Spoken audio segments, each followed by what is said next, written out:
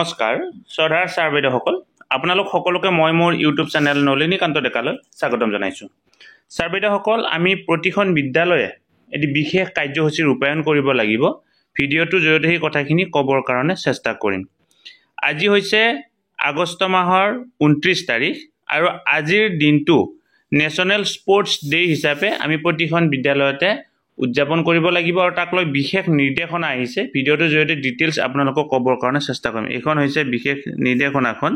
ইয়াতে এই কথাটো উল্লেখ কৰা হৈছে যে আমি আজি কি কি এক্টিভিটি কৰিব লাগিব, যিহেতু এই নেশ্যনেল স্পৰ্টছ ডে কিহৰ কাৰণে উদযাপন কৰা হয় সেই কথাটো আপোনালোকে জানে।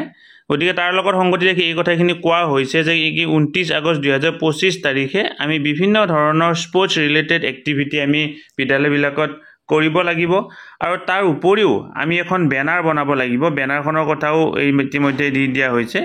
এইখন হৈছে সেই নিৰ্দিষ্ট বেনাৰখন celebration of national sports day 2025 date 29 and 31st August 2025 school name block district ইউডা স্কুল অৰ্গেনাইজ বাই স্কুল এনেকুৱা ধৰণে থাকিব।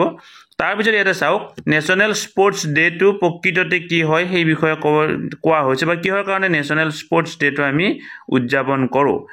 আমি সকলোৱে জানো হকীৰ যাদুকৰ হিচাপে মেজৰ ধ্যান চান্দক আমি সকলোৱে জানো আৰু মেজৰ ধ্যান চান্দৰ লগত সংগতি ৰাখি তেখেতৰ এই জন্মদিনটো যিহেতু 1912 চনৰ আগষ্ট মাহৰ 29 তাৰিখে তেখেতে জন্মগ্ৰহণ কৰিছিল, তেখেতৰ জন্মদিনৰ লগত সংগতি ৰাখি আমাৰ কি কৰা হৈছে এই নেশ্যনেল স্পৰ্টছ ডেটো মানে উদযাপন কৰাৰ কাৰণে সিদ্ধান্ত গ্ৰহণ কৰা হৈছে। প্ৰতিখন বিদ্যালয়ে ইয়াক লৈ এতিয়া শপত বাক্য পাঠ কৰিব লাগিব। শপত বাক্যটো এনেকুৱা ধৰণে দিয়া হৈছে যে কি মই সংকল্প লওঁ যে মই নিজকে শাৰীৰিকভাৱে সুস্থ, মানসিক আৰু আৱেগিকভাৱে সুস্থ কৰি তুলিম।